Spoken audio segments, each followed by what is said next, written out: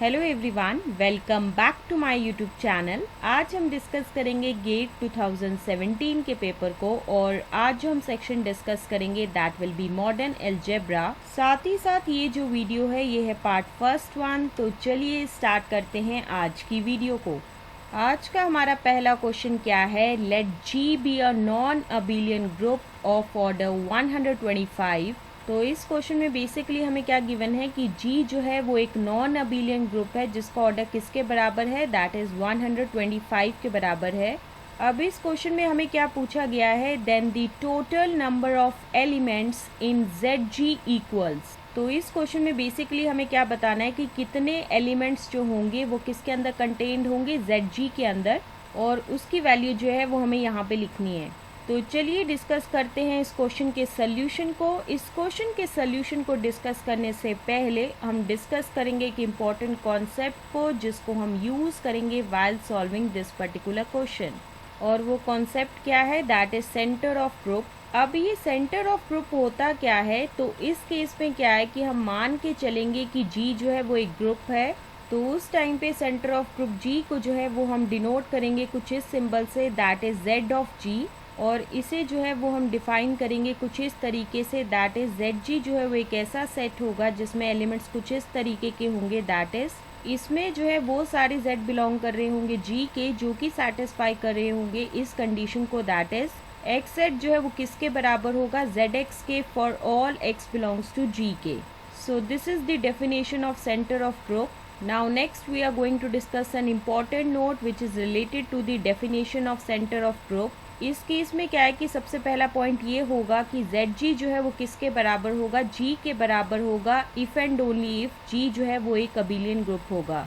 दूसरा पॉइंट जो है इस केस में क्या होगा कि अगर G जो है वो एक नॉन अबिलियन ग्रुप है और साथ ही साथ G का ऑर्डर जो है वो किस फॉर्म का है, दैट इज P की पावर n, जहाँ पे P जो है वो एक प्राइम नंबर है, तो उस टाइम पे ऑर्डर जो होगा ZG का वो किसके बराबर होगा, दैट इज P के बराबर होगा। So this is the important note which is related to the definition of centre of group.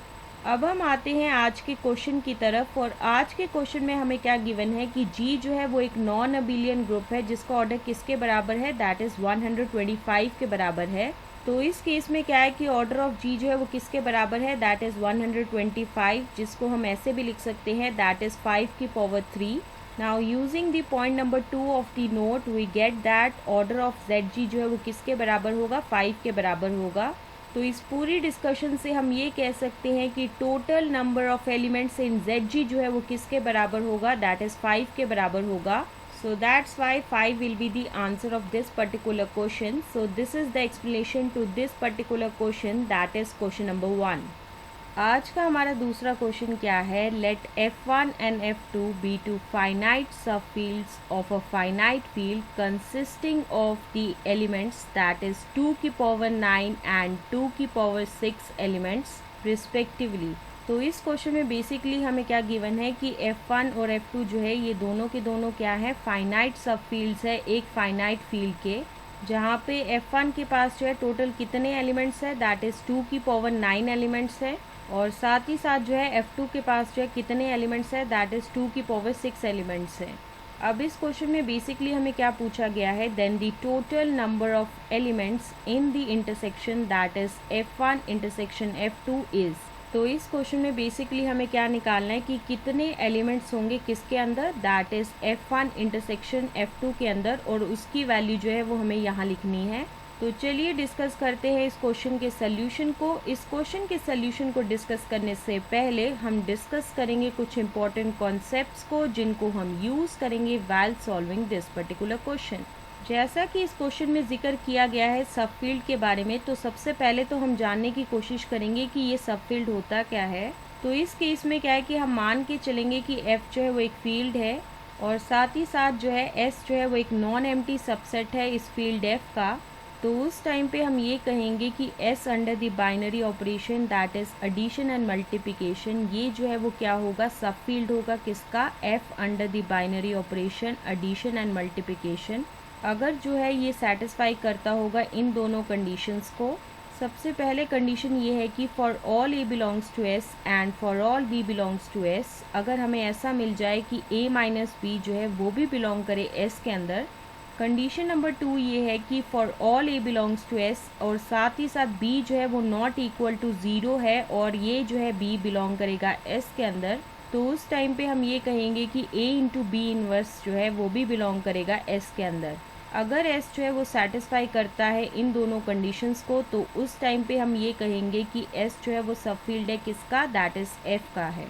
इसी चीज़ को जो है हम ऐसे भी लिख सकते हैं, दैट इज अगर एस को जो है वो सब फील्ड होना है एफ का, तो उसे जो है वो सेटिस्फाई करना होगा इस कंडीशन को, that is S under the binary operation addition and multiplication, इसे क्या होना पड़ेगा, एक फील्ड होना पड़ेगा।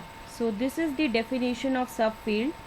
Now next we are going to discuss an important note which is related to the definition of subfield. सबसे पहला पॉइंट ये है कि जब भी हम इंटरसेक्शन लेंगे किसी भी कलेक्शन का, और वो कलेक्शन किसकी होगी, सबफील्ड की होगी, और ये सारी सबफील्ड जो है वो किसकी होगी, दैट इज़ फील्ड एफ की होगी। तो जब भी हम ऐसी कलेक्शन का जो है इंटरसेक्शन लेंगे तो वो क्या होगी, एक सबफील्ड होगी इसी फील्ड एफ की। पॉइंट नंबर 2 इज़ दैट अगर ई जो है वो एक फील्ड है और साथ ही साथ एफ जो है वो सब फील्ड है इस ई का, तो उस टाइम पे हम ये कहेंगे कि ई जो है वो वेक्टर स्पेस होगा ओवर एफ, और साथ ही साथ जो है ऑपरेशंस जो होंगे वो ई के क्या होने वाले हैं, दैट इज़ वेक्टर एडिशन, और दूसरा जो होगा that will be scalar multiplication. तो ये दोनों के दोनों जो हैं वो ऑपरेशंस किसके होंगे, दैट इज़ ई के होंगे। पॉइंट नंबर 3 इज़ दैट अगर ऐसा हो जाए कि एल और के जो है वो सब फील्ड हो एक फील्ड के, that is G F of P की पावर एन, और साथ ही साथ ऐसा हो कि एल के पास जो है कितने एलिमेंट्स हो, दैट इज़ पी की पावर एस एलिमेंट्स हो, के के पास जो है वो कितने एलिमेंट्स हो, दैट इज़ पी की पावर टी एलिमेंट्स हो, तो उस टाइम पे हम ये कहेंगे कि एल इंटरसेक्शन के जो है वो एक सब फील्ड है एल और के का, और साथ ही साथ एल इंटरसेक्शन के का जो है वो ऑर्डर किसके बराबर होगा, दैट इज़ पी की पावर डी। इस केस में क्या है कि डी जो है वो रिप्रेजेंट कर रहा है GCD of S comma T का। तो ये कुछ इंपॉर्टेंट पॉइंट्स है जो कि रिलेटेड है टू द डेफिनेशन ऑफ सब फील्ड। अब हम आते हैं आज के क्वेश्चन की तरफ, और आज के क्वेश्चन में जैसा कि हमें क्या गिवन है कि F1 और F2 जो है ये दोनों के दोनों क्या है, सब फील्ड है एक फाइनाइट फील्ड के। और एक और चीज़ इस केस में हमें क्या गिवन है कि ऑर्डर ऑफ F1 जो है वो किसके बराबर है, दैट इज़ 2 की पावर 9, और साथ ही साथ ऑर्डर ऑफ F2 जो है वो किसके बराबर है, दैट इज़ 2 की पावर 6। तो यहाँ से हम ये कह सकते हैं कि F1 इंटरसेक्शन F2 जो है वो एक फील्ड होगी, और साथ ही साथ F1 इंटरसेक्शन F2 जो है वो सब फील्ड होगा किसका, दैट इज़ F1 और F2 का, और F1 इंटरसेक्शन F2 की जो है कार्डिनलिटी किसके बराबर होगी, दैट इज़ 2 की पावर 3, जहाँ पे GCD जो है 9 और 6 का जो है वो किसके बराबर है, दैट इज़ 3 के बराबर है। ये चीज़ जो है वो कैसे आई है, using the point number 3 of the note. तो इस पूरी डिस्कशन से हम ये कह सकते हैं कि कार्डिनलिटी जो है F1 इंटरसेक्शन F2 की वो किसके बराबर है, दैट इज़ 2 की power 3 which is further equal to होगा 8 के बराबर। So on the whole we can say that the total number of elements in F1 intersection F2 जो है वो किसके बराबर होगा, that is 8 के बराबर होगा। So that's why 8 will be the answer of this particular question, that is question number 2-1. So this is the explanation to this particular question, and with the explanation of this question, this is the end of this video. Stay tuned for the next video.